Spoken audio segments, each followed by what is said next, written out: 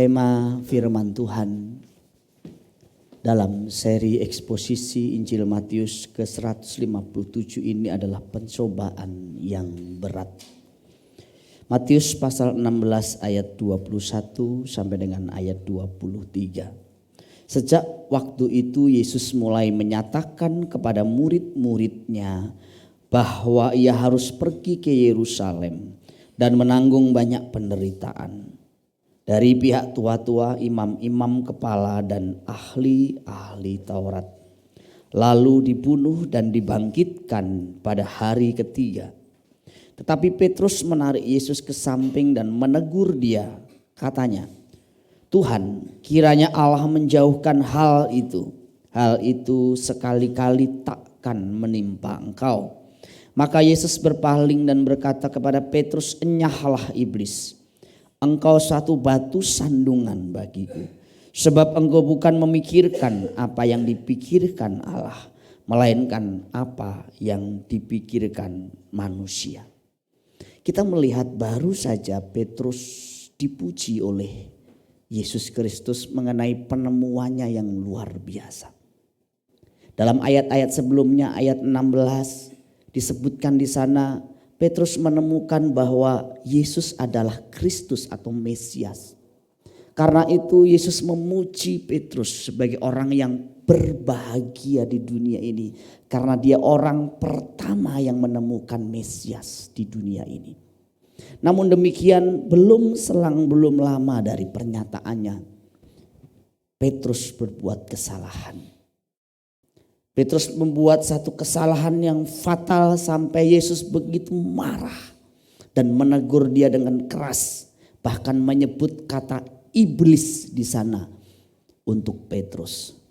Nah, Bapak Ibu Saudaraku sekalian, apa yang kita pelajari dari kejadian atau peristiwa ini?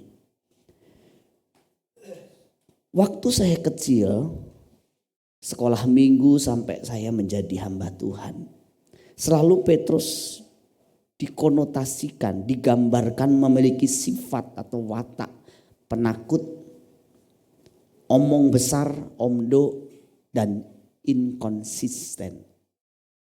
Bahkan saya pun pernah menyampaikan khotbah tentang pribadi Petrus yang demikian. Tentu itu tidak lengkap. Karena kalau kita membaca Injil lebih detail, lebih lengkap, maka kita akan menemukan Petrus yang dianggap omong doang, omdo, Petrus yang dianggap penakut, Petrus yang dianggap inkonsisten ini, Petrus yang memiliki sedikitnya, saya temukan 8 kualitas unggul dalam dirinya yang bahkan saya tidak miliki. Saya yang mengkhotbahkan Petrus, tapi saya tidak memiliki sifat-sifat Petrus. Hamba-hamba Tuhan yang seringkali menyudutkan Petrus juga kalau dibandingkan dengan Petrus tidak ada ujung kukunya. Tapi kadang-kadang berani-beraninya seseorang menyudutkan Petrus dan mengatakan Petrus itu cuman penakut, Petrus cuman omong doang, Petrus itu cuman orang yang inkonsisten. Kalau ngomong tidak dipikir dulu, ya betul ada beberapa sebagian kebenarannya di balik pernyataan-pernyataan itu, tapi tidak sepenuhnya kebenaran. Petrus yang dianggap penakut, Petrus yang dianggap omong doang, Petrus yang dianggap inkonsisten ini, Petrus yang berani meninggalkan segala-galanya demi pengiringan kepada Yesus Kristus. Alkitab mencatat dalam Matius pasal 4 ayat 19-20, waktu dipanggil untuk menjadi penjala manusia, Petrus langsung meninggalkan pekerjaannya, langsung meninggalkan keluarganya, langsung meninggalkan kenyamanan hidupnya. Kalau kita dibanding Petrus, jangankan kita ninggalin pekerjaan, kita kurangi pekerjaan kita sedikit saja demi melayani Kristus, melayani pekerjaannya, mengurus orang lain, kita komplain. Gak usah seluruhnya deh, kita kurangi dikit saja. Jangankan untuk kita tinggalkan keluarga secara total, kita kurangi waktu keluarga sedikit saja dalam 1 minggu untuk pekerjaan Tuhan, kita komplain. Jangan pernah membandingkan kita dengan Petrus, kita mah gak ada apa-apanya. Petrus segera meninggalkan pekerjaannya, kenyamanannya, keluarganya, tentu ayah dan ibunya. Termasuk tentu mungkin istrinya pada waktu itu. Sebelum akhirnya dia menjadi rasul dan kemudian melayani secara penuh waktu. Yang kedua, Petrus ini salah satu yang disebut murid inti daripada Yesus Kristus. 12 murid Yesus Kristus, dari 12 murid seringkali Yesus pergi dengan 3 orang. Petrus, Yohanes, Yakobus. Dalam 2 peristiwa minimal kita melihat waktu Yairus anaknya sakit, hampir mati. Dan waktu masuk ruangan yang diperbolehkan masuk hanya Petrus, Yohanes dan Yakobus, ayah dan ibu dari anak ini. Yang lain tidak boleh masuk. Dalam peristiwa transfigurasi ketika Yesus ada di gunung, yang diajak juga Petrus, Yohanes, Yakobus. Jadi orang ini spesial. Orang kalau sering mengajak seseorang itu bukan tanpa maksud. Pasti memang sudah merasa satu kenyamanan yang luar biasa bersama dengan orang itu. Saudara, kalau pergi sama orang gak nyaman gimana? Makan sama orang gak nyaman gimana? Pasti gak enak. Kalau orang bisa pergi terus maunya orang sama ini, pasti ada sesuatu yang spesial dalam diri orang itu. Dan saya yakin Petrus spesial di mata Yesus dan Petrus begitu mengasihi Yesus. Petrus yang kita anggap omong doang penakut ini, dari 12 murid yang ada dalam perahu, dialah yang berani menawarkan diri dan berkata, kalau engkau Tuhan, biarkan aku berjalan ke sana menemui engkau. Dan hanya Petrus, yang lain itu ketakutan di dalam perahu. Juga Petrus yang dianggap penakut ini, Petrus yang pada waktu Yesus ditangkap di Taman Getsemani, secara spontan dia keluarkan pedangnya. Dia keluarkan parangnya, dalam terjemahan beberapa terjemahan menggunakan parang. Dan kemudian secara gerak refleks dia mengayunkan pedangnya atau parangnya. Dan seorang hamba dari imam besar bernama Malkus, telinganya terpotong. Siapa? Yang lain mana? Yang lain tidak bergerak. Yang lain tidak ada sinyal-sinyal keberanian. Hanya Petrus yang menunjukkan keberanian membela gurunya. Istilahnya pasang badan. Ini yang disebut Petrus penakut. Apalagi hanya Petrus satu-satunya yang memastikan gurunya keadaannya bagaimana setelah ditangkap dari Taman Getsemani sampai halaman rumah imam besar Kayafas. Yang lain ngacir, gak ada yang berani. Hanya Petrus yang berani. Tapi dia menyangkal sampai 3 kali. Ya, tapi dibanding dengan yang lain yang lari terbirit-birit, Petrus orang yang paling berani. Dia yang masuk sampai halaman imam besar. Yang lain sampai mana? Tidak ada dicatat di dalam Alkitab. Ia juga pernah seperti yang saya sebutkan kemarin, orang yang pertama kali mengenal Yesus sebagai Kristus, sebagai Mesias. Yang lain 11 murid lain belum. Petrus bukan orang pertama dari 12 murid yang mengenal Kristus sebagai Mesias, tapi orang pertama di dunia. Makanya Petrus begitu dipuji oleh Yesus Kristus. Kemudian hanya Petrus juga yang ditanya sampai 3 kali sama Yesus, apakah engkau betul-betul mengasihi aku lebih dari mereka semua, Petrus? Hanya Petrus. Yang lain tidak ditanya. Dan Petrus yang dianggap penakut ini pula yang merelakan dirinya disalib dengan posisi terbalik. Kita belum ada apa-apanya dibanding dengan Petrus. Namun Bapak Ibu Saudaraku sekalian, Petrus yang sama yang tulus mengasihi gurunya ini, yang tulus mengasihi Tuhan ini, salah, bisa keliru. Petrus yang begitu mengasihi Tuhan, yang begitu menyala-nyala untuk Tuhan ini, ternyata bisa keliru, bisa salah. Jadi saudaraku sekalian, perlu dicatat satu pelajaran yang pertama dalam kehidupan Petrus ini, bahwa ternyata ketulusan saja mengiring Kristus tidak cukup. Tulus itu baik, tapi tidak cukup. Petrus tulus mengasihi Tuhan, tulus ikut Yesus. Tapi tulus saja tidak cukup. Dibutuhkan bukan hanya tulus, tetapi juga harus benar. Jangan seperti Petrus yang tulus tetapi keliru. Dipakai oleh iblis untuk membelokkan rencana Allah. Adalah mungkin Bapak Ibu Saudaraku sekalian, orang nampak tulus mengasihi Tuhan tetapi keliru. Mungkin itu biasa. Bahkan Paulus mencatat itu. Orang-orang Yahudi sungguh-sungguh giat untuk Allah tetapi tanpa pengertian yang benar. Termasuk Paulus. Paulus pernah giat untuk Allah. Dia sampai tangkap orang-orang Kristen, masukkan penjara. Dia lakukan untuk Allah. Dia tulus. Tetapi tanpa pengertian yang benar. Banyak jemaat tulus. Saya melihat tulus. Tapi pengertiannya salah. Nah, orang seperti ini Bapak Ibu sekalian itu bisa bahaya. Bahayanya kenapa? Bisa dimanfaatkan oleh nabi palsu. Bisa digiring ke jalan yang salah. Makanya orang-orang yang tulus ini kalau gak ngerti kebenaran dia disesatkan. Dia dibelokkan dan dia membelokkan orang lain. Yesus juga pernah menyebutkan bahwa ada orang-orang yang nanti akan menangkap murid-murid Yesus. Bukan hanya murid-murid pada waktu itu, tapi murid-murid di sepanjang zaman. Bahkan menyangka yang dilakukannya itu sebuah pengabdian kepada Allah. Nah itu kan aneh. Yohanes pasal 16 ayat 2. Dan saudaraku sekalian, ini juga terjadi. Ada orang-orang yang melakukan bom bunuh diri karena merasa dia mengabdi kepada Allah. Tulus enggak dia? Dia tulus.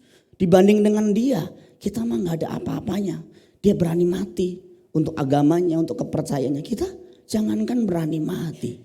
Kita kasih waktu lebih buat Tuhan aja gak berani. Kasih uang lebih buat Tuhan aja gak berani. Dia kasih hidupnya, nyawanya. Tulus gak? Tulus, tapi keliru. Janganlah kita seperti itu juga. Itu sebabnya Petrus berkata, kamu harus dengan sungguh-sungguh berusaha menambahkan kepada imanmu, kepada kepercayaanmu. Kebajikan itu terjemahan lainnya perbuatan baik.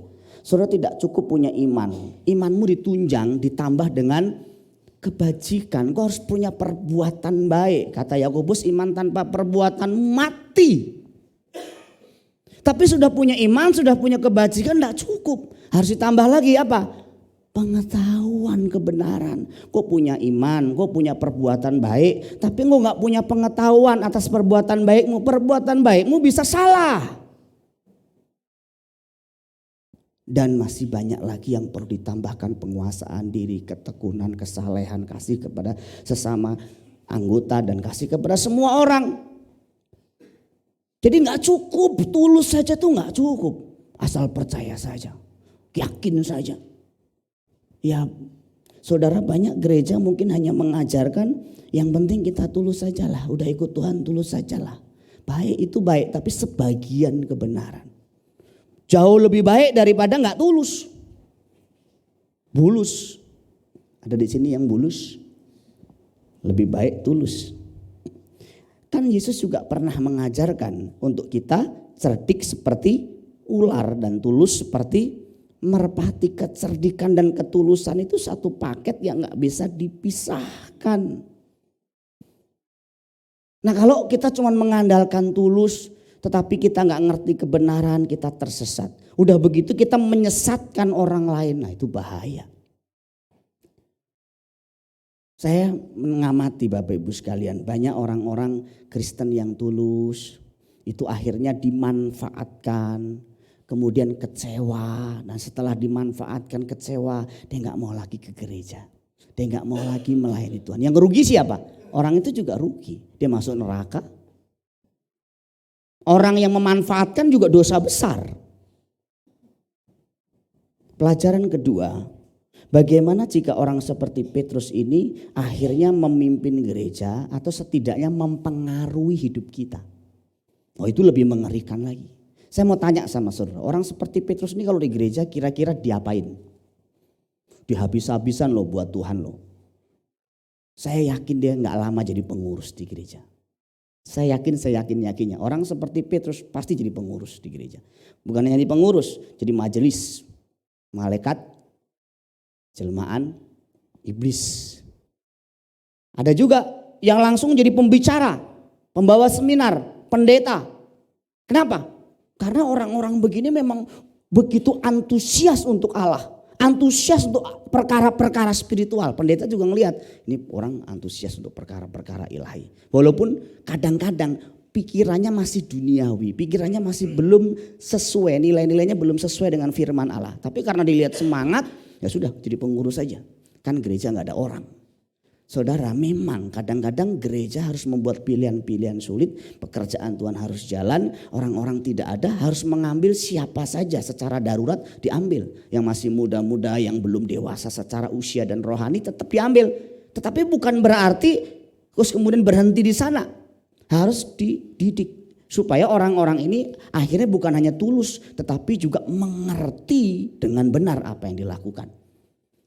Waktu Paulus menyuruh orang-orang mendirikan gerejanya di awal-awal perintisan, saya yakin banyak yang gak siap jadi pengurus. Karena itu gereja mula-mula. Kemungkinan besar banyak gak siap, termasuk Timotius gak siap. Dia masih merasa muda, dia masih minder. Tapi Paulus kuatkan, kamu jangan merasa rendah karena kamu muda, jadi teladan. Kamu pasti kuat, kamu pasti mampu, jadi disupport sama sang bapak rohani ini. Tapi Timotius enggak siap sebenarnya, dia masih muda. Mudanya ini bukan 17 tahun, ini 30 tahun. Pada zaman itu orang jadi pemimpin minimal 40 tahun. Kurang dari 40 tahun dianggap kejahatan. Jadi kejahatan yang dilakukan, yang tidak pernah dilakukan adalah masih muda jadi pemimpin. Itu zaman itu. Jadi kalau orang belum 40 tahun sudah jadi pemimpin di sebuah gereja dianggap kejahatan. Karena dianggap masih labil, belum dewasa.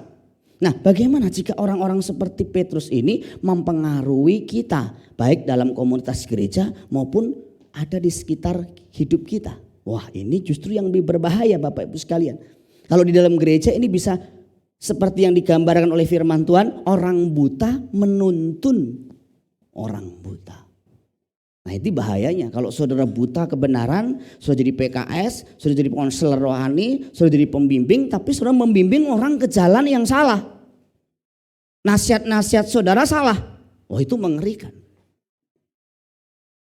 Nah, kalau dia khotbah, jadi pengkhotbah, isi khotbahnya adalah pikiran daging, pikiran manusiawi. Apa yang disampaikannya, apa yang diberitakannya bukan pikiran Allah. Itu yang Yesus tegur dari diri Petrus. Karena engkau tidak memikirkan apa yang Allah pikirkan, tetapi yang manusia pikirkan. Nah, pikiran-pikiran manusiawi ini kan dianggap wajar. Salah satu buah dari pikiran manusiawi di mimbar adalah Injil kemakmuran. Injil kemakmuran telah menciptakan satu doktrin bahwa seolah-olah orang ikut Kristus itu enak. Diberkati, jalan tol, yang sakit disembuhkan, yang susah dihibur.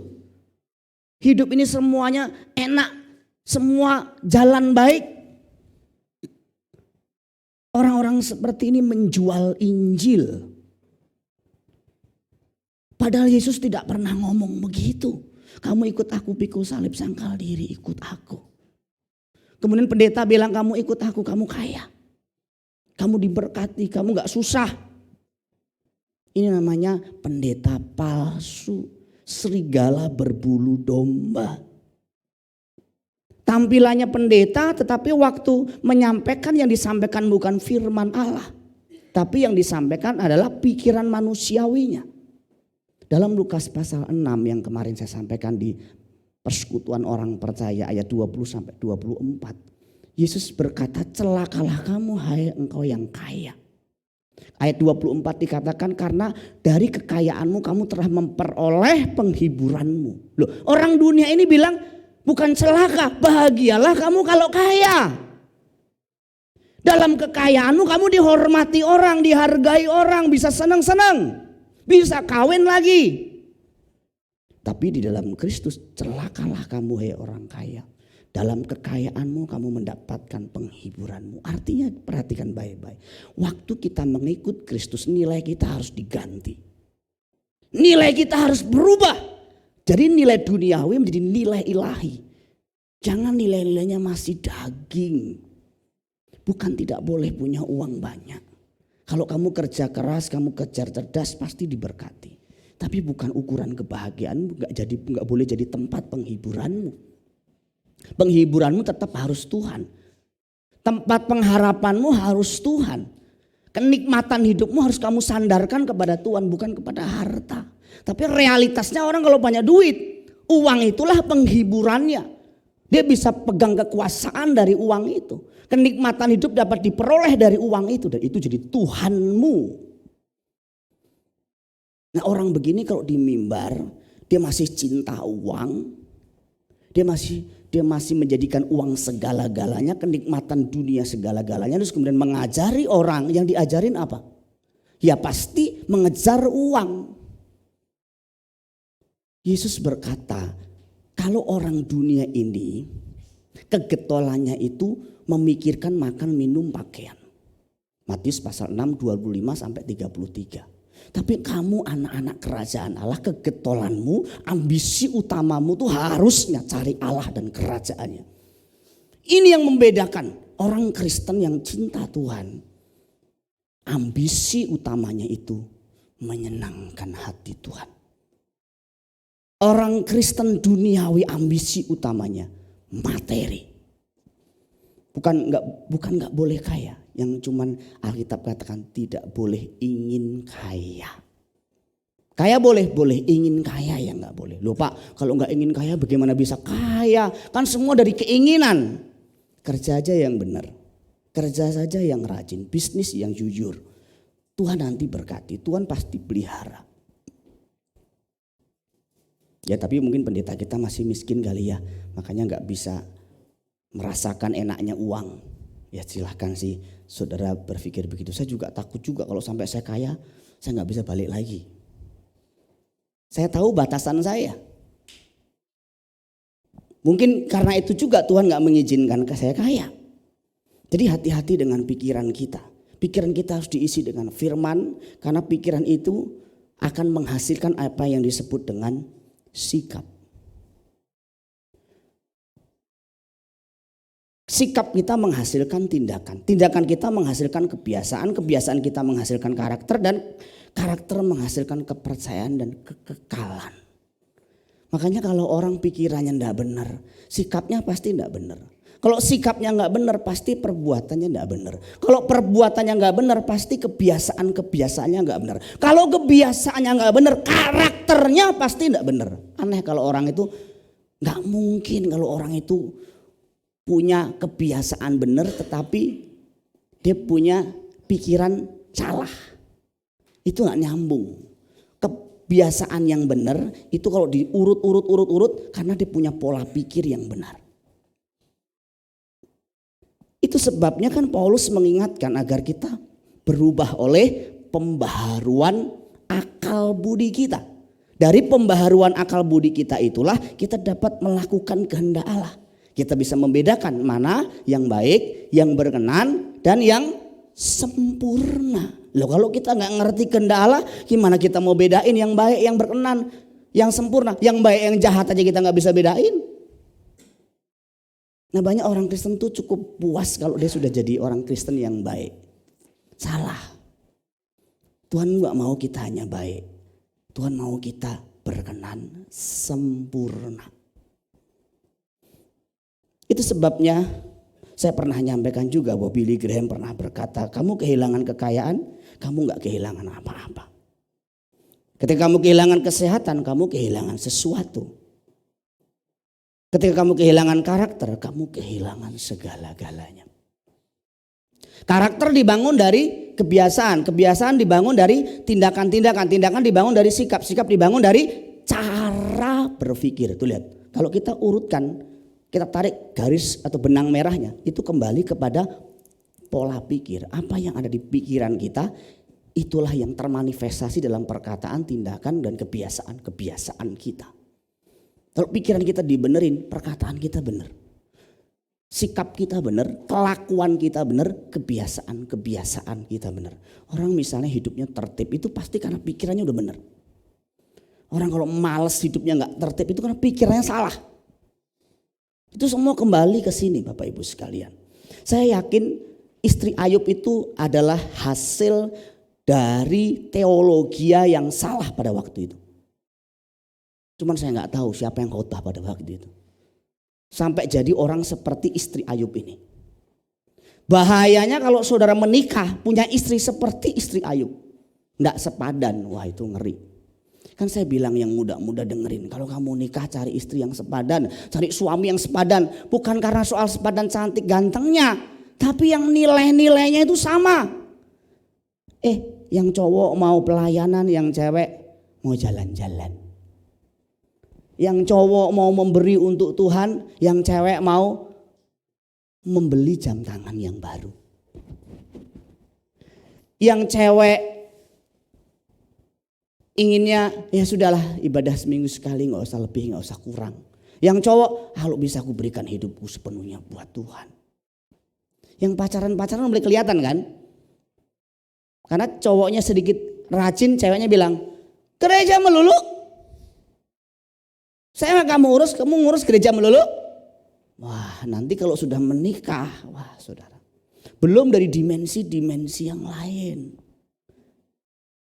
Saya bersyukur saya menikah dengan istri yang mengerti senilai dengan saya.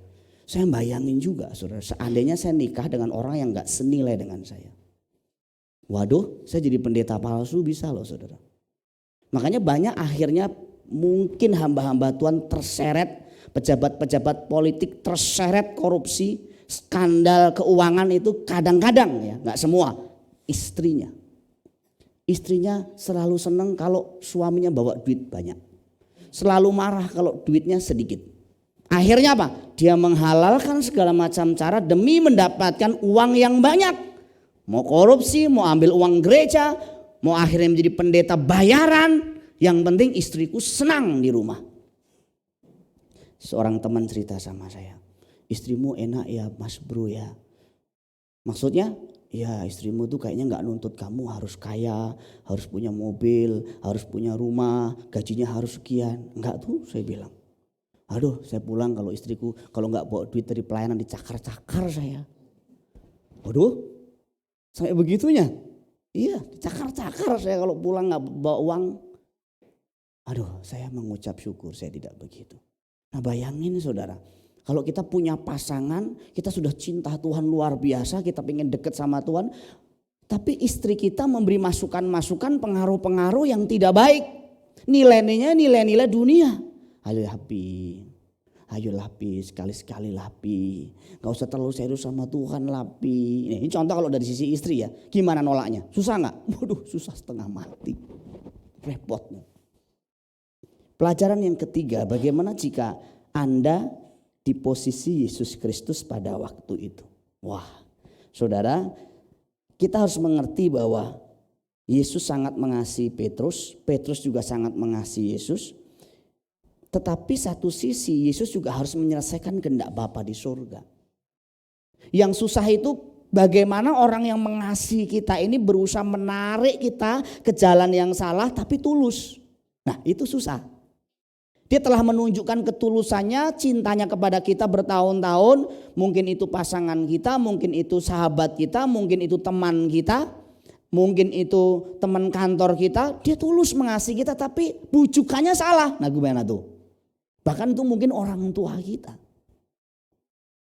Ketika orang tua saya dulu berkata, kamu harus memilih mamamu atau Tuhanmu. Saya mau tanya sama saudara, sebagai anak susah tidak memilih antara mama sama Tuhannya? Bukan susah, mustahil untuk memilih itu. Bagaimana saya harus berucap? Kalau engkau memilih mama, kamu masih di rumah ini. Engkau memilih Yesus, engkau keluar dari rumah ini. Saudara belum mengalami seperti itu, saya sudah mengalami itu.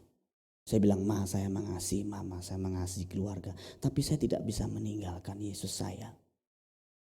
Dan saya harus pergi dalam waktu yang cukup lama. Saya harus mengembara di Jakarta dan saya membuktikan saya tidak membenci orang tua saya. Selang saya dapat pekerjaan langsung saya kirim uang orang tua saya. Langsung. Bagaimana kita berusaha meyakinkan bahwa kita bukan bermaksud menolak atau tidak menghargainya. Tapi yang kita tidak hargai nilai-nilainya. Kesalahan-kesalahan cara berpikirnya. Wah, itu sangat susah sekali. Itu cobaan yang berat. Saya kira cobaan terberat Yesus bukan waktu di padang gurun. Waktu dia dicobai dengan 3 cobaan besar. Saya kira dia dengan mudah bisa menangkis itu. Karena yang nyobai langsung si iblis. Saya kira juga pencobaan terberat Yesus bukan orang Farisi dan ahli Taurat yang selalu mengkritik, mencari-cari kesalahannya. Susah juga sih ketemu orang begitu. Apapun yang kita lakukan diamati gitu ya. Saya juga mikir kan waktu itu. Ini orang Farisi dan ahli Taurat ini kok setiap Yesus melakukan kesalahan tahu aja. Kenapa? Karena mungkin matanya itu jeli, dia ngeliatin. Itu yang disebut menghakimi, mengorek-ngorek, mencari-cari kesalahan. Tuh Yesus salah tuh, salah lagi tuh, salah lagi tuh, dicatat kemudian.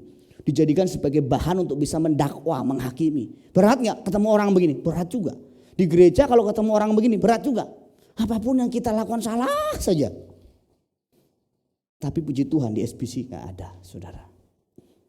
Saya kira juga ujian terberatnya bukan waktu Yesus khotbah di Nazaret dan ditolak oleh keluarga besarnya. Itu berat juga sih, kita khotbah gak diterima sama jemaat. Jemaatnya karena anggota keluarga sendiri rata-rata. Ilah lo, gua mau tahu siapa lu, mau gua tahu. Misalnya nih, saya khotbah di kampung saya. Kampung saya tahu kecil saya bagaimana.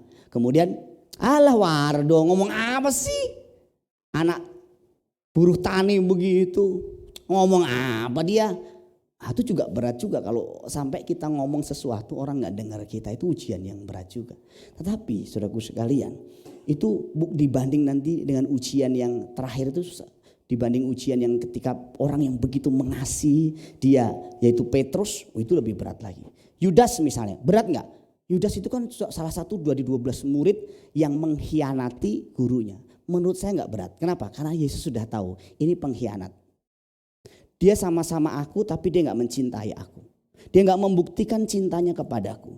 Sementara Petrus sejak awal sudah membuktikan cintanya yang luar biasa kepada Yesus. Dia ngelihat Yudas ini gak cinta sama Yesus. Dia tahu itu. Jadi waktu dikhianati dia gak terlalu sakit hati. Dia ngerti. Emang dia gak cinta kok, dia gak sayang kok. Nah, sulitnya adalah orang yang begitu mencintai kita, berkorban buat kita, habis-habisan buat kita, dan kemudian memberi cobaan berat buat kita untuk kita memilih sesuatu. Kamu pilih saya atau dia? Nah repot kan? Kamu pilih saya atau pilih pelayanan? Susah gak? Susah itu, setengah mati itu kalau udah begitu. Pilih saya atau pelayanan? Ya gak bisa milih, dua-duanya saya pilih. Gak bisa, kamu pilih saya atau pilih pelayanan? Waduh repot. Repot itu saudara.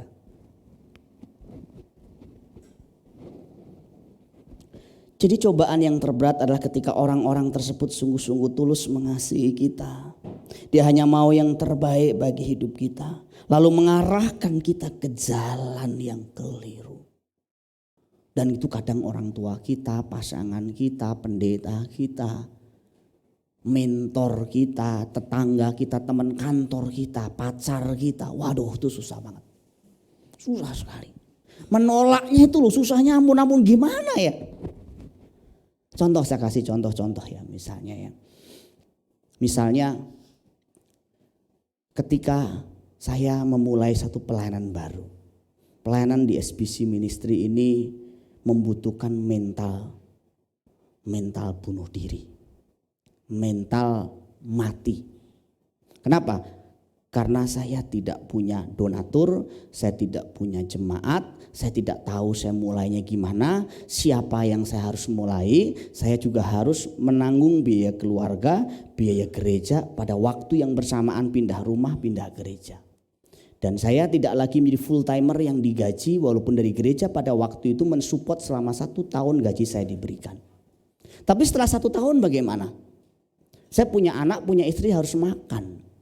Saya belum pernah kerja di dunia marketplace. Pengalaman saya tidak tahu. Teman-teman saya bilang kamu tuh bodoh. Kamu tuh misi bunuh diri. Apa yang kamu kejar? Kamu di sini sudah enak. Apa sih yang kamu mau kejar? Itu teman-teman saya, teman-teman sekolah saya dulu, kuliah saya dulu. Apa sih Dok yang kamu cari itu apa? Kurang enak apa sih? Bagaimana kalau saudara di kantor teman-teman korupsi, saudara sendiri nggak korupsi? Terus teman-teman bilang, jadi orang nggak usah terlalu fanatik, nggak usah terlalu bersih-bersih amat lah, susah nanti hidup lu. Udahlah kita bagi rata aja, tutup telinga, tutup mata aja udah. Tapi saudara enggak. Wah itu berat. Oh semuanya seorang begitu. Engkau suami yang setia sama istri, yang jujur, tulus, gak ada istri, engkau gak berani selingkuh, gak berani menyakiti. Terus teman-teman bilang, istri kayak gitu kamu pertahanin? Buat apa? Kamu punya tampang, kamu punya duit, kawin lagi. Cari tuh banyak. Tuh teman dekat kita kasih masukan sama kita. Waduh gimana tuh susahnya. Satu sisi kita pengen pegang kesetiaan kepada janji pernikahan kepada Allah. Satu sisi ini teman kita, sahabat kita kasih masukan-masukan terus. Apalagi teman kita bilang, temenin saya dong. Kemana? Biasa ke tempat itu. Udah kamu gak usah ngapa-ngapain, saya aja. Kamu pijit-pijit aja. Yang plus-plusnya saya. Kan kadang-kadang begitu. Bahkan ada yang nawarin sama saya. Punya panti pijat plus-plus. Nanti anak remaja saya dulu. Nanti kakak mandi saja, gak usah yang lain-lain. Udah nanti saya tutup semua deh. Nanti kakak mandi saja. Berendam aja di situ. Masalahnya bukan sayanya apa yang saya lakukan, tetapi kalau sampai saya jadi batu sandungan, orang lihat, pendeta kita masuk panti pijat plus, mau ngapain dia? Mau servis AC? Kagak. Pendeta kita mau khotbah? Kagak. Mau ngapain? Nah, kadang-kadang berat kan jadi pendeta itu. Apapun yang dilakukannya diamati. Makanya kadang-kadang kita refleksi saja, mesti ajak temen. Paling buruk saya ajak anak saya. Theo, dulu waktu masih kecil pernah salah masuk. Seingat-ingat saya ternyata tempat yang sekarang saya tinggal. Iya tempat saya tinggal sekarang, tempat Agung sekarang dulu. Dulu tuh saya masuk ada cewek cakep. Kemudian pakai rok pendek begitu. Terus kemudian waktu saya mau masuk. Ayo mas masuk. Saya bilang sama Theo kabur. Udah mulai kelihatan kan dari penampilannya. Tapi pindah deh ke satu tempat yang lain. Aduh, kita ini begitu banyak cobaan, godaan setiap hari. Yang terberat itu kalau orang-orang terdekat kita. Orang-orang yang paling mengasihi kita. Tapi Yesus tidak tergoda. Karena Yesus lebih mengasihi Allah, lebih mengasihi Bapaknya daripada harus menyenangkan semua orang, harus menyenangkan Petrus. Ini yang sulit. Ini bukan berarti terus kemudian kita sombong, kita gak berusaha mengambil hati orang, enggak. Ini bicara mengenai kadang-kadang kita harus menjaga posisi kita, integritas kita tetap bersih. Dan kadang-kadang harus melukai, harus. Dengan kita tidak menuruti keinginannya, kita melukai dia. Kamu gak asik. Mulai sekarang kita gak usah berteman deh. Apaan sih lu pendeta aja lu. Sono. Nah sejak saat itu kita mungkin gak diterima lagi. Kenapa? Udah dianggap gak asik lagi. Itu ujian yang berat. Orang itu yang makan sama kita, pergi sama kita mungkin 20 tahun bersama. Tapi sejak kita memutuskan untuk hidup bersih, mengasihi Tuhan, dia mau ngajak-ngajak kita lagi ke tempat-tempat yang najis, kita berkata, enggak, saya enggak mau lagi, saya mau ikut Yesus saja. Alah lo mau jadi pendeta lo. Udah mulai sekarang jangan pernah kamu hubungin saya ya. Wah itu sakit, itu enggak enak sekali. Tetapi kita harus melakukannya. Itu cobaan yang besar, itu cobaan yang berat. Nah cobaan-cobaan seperti ini saudaraku sekalian banyak sekali. Bahkan sesama pendeta seperti saya ini punya cobaannya sendiri. Cobaan keuangan. Satu kali ada seorang pendeta tanya sama saya, Pak Wardo, sistem keuangan Pak Wardo di gereja bagaimana? Saya sebutkan begini. Loh Pak Wardo malah menyalahin tata gereja loh itu.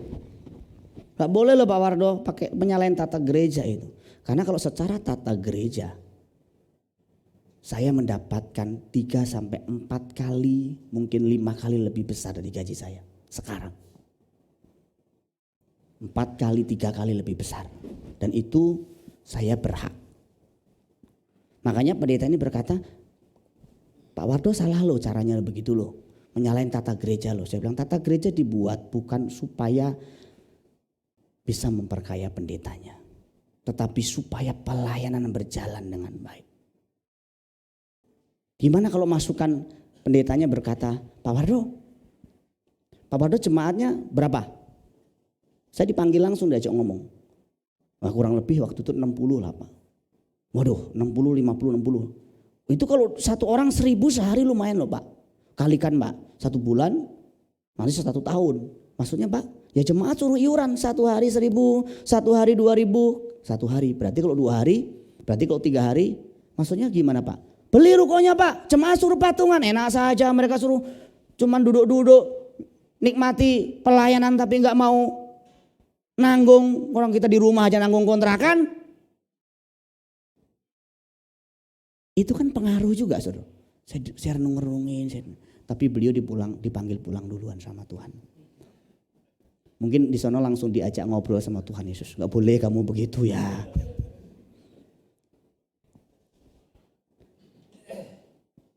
Saya tidak tahu apa masalah saudara, cobaan saudara. Saya tidak mengajarkan saudara untuk tidak mencintai pasanganmu, tidak mencintai sahabatmu, tidak mencintai pemimpinmu. Tapi saya mau memastikan kalau ujian itu datang bahkan dari orang terdekatmu sekalipun. Dan engkau tahu itu salah. Itu pikiran daging. Engkau harus berani menolaknya. Tentu tidak perlu harus menggunakan kata-kata Yesus ya. Nyala iblis. Padahal itu istri kita. Padahal itu suami kita. Nggak boleh. Kita harus menggunakan bahasa yang bijak. Tapi saya kutip ayat ini loh Pak. Ayat ini saya pakai loh Pak. Kadang orang kutip ayat sembarangan. Termasuk pakai kata anjing, babi. Dikutip. Kamu kayak anjing, kamu kayak babi seperti Alkitab. Hati-hati, kita nggak boleh gitu. Mas Iwan lagi kasih masukan sama saya nih Mas Iwan nih. Gini mas, nyala iblis. Terus kemudian dia bilang, kamu juga iblis. Gak boleh gitu. Ya saya harus memikirkan, membawa di dalam doa. Dan kemudian kalau itu tidak sesuai dengan kebenaran firman Tuhan, saya harus berkata, Mas makasih ya buat masukannya. Tapi menurut saya tidak bisa diterapkan. Sudah. Kalau itu bosmu dan mempengaruhi naik gajimu atau tidak, mempengaruhi engkau makmur atau tidak, nah itu sekarang ujian keuangan dan integritasmu. Kamu turuti itu naik gajimu, kamu gak turuti nasihatnya, turun gajimu, posisimu, nah itu ujian-ujian yang berat juga. Tapi itu ujian tidak terlalu berat dibanding kalau pasanganmu yang memberi masukan, orang tuamu yang meminta. Waduh itu berat sekali. Dan saya pernah melewati fase-fase itu. Tapi istri saya tidak loh ya. Justru waktu saya mau memulai pelayanan, saya izin, saya tanya sama istri saya dan istri saya mendukung. Buktinya sampai hari ini dia mendampingi saya. Sampai puji Tuhan sampai hari ini gak makan batu Bapak Ibu. Gak makan kerikil, kadang-kadang ada kerikilnya juga. Tapi tidak makan kerikil. Puji Tuhan kami sehat-sehat. Bapak Ibu juga mengasihi kami. Terima kasih untuk perhatian dan kasih. Kami melewati semuanya. Indah. Saya bingung kalau orang tuh meragukan Tuhan. Saya bingung kalau orang tuh harus curang, harus korupsi, harus maling supaya cukup. Dengerin baik-baik. Kalau saya harus menyebutkan cerita-cerita, pengalaman-pengalaman mujizat yang saya alami. Ada mungkin ratusan, bahkan mungkin ribuan pengalaman yang saya bisa ceritakan. Banyak pengalaman dari sejak awal saya mengiring Tuhan. Di SBC saja mungkin ratusan pengalaman. Bagaimana Tuhan memelihara keuangan saya, hidup saya. Nggak usah diklaim-klaim. Nggak usah takut. Nanti nggak makan, nanti ditinggalin orang, ditinggalin nggak apa-apa. Yang pacaran ditinggalin cowokmu, cewekmu nggak apa-apa. Yang nikah gimana dong Pak? Ya makanya harus pintar-pintar mengambil hati pasanganmu. Jadilah teladan. Nanti siang saya sampaikan. Jangan sampai juga nih ya. Sebenarnya masalahnya bukan di situ. Masalahnya karena kita tidak bisa berperilaku yang baik. Tidak jadi berkat di rumah. Pasangan kita marah sama kita, bukan marah sama gereja. Bukan marah sama Tuhan, marah sama perilaku kita yang buruk. Itu dua hal yang berbeda. Kiranya Tuhan menolong kita sekalian. Amin.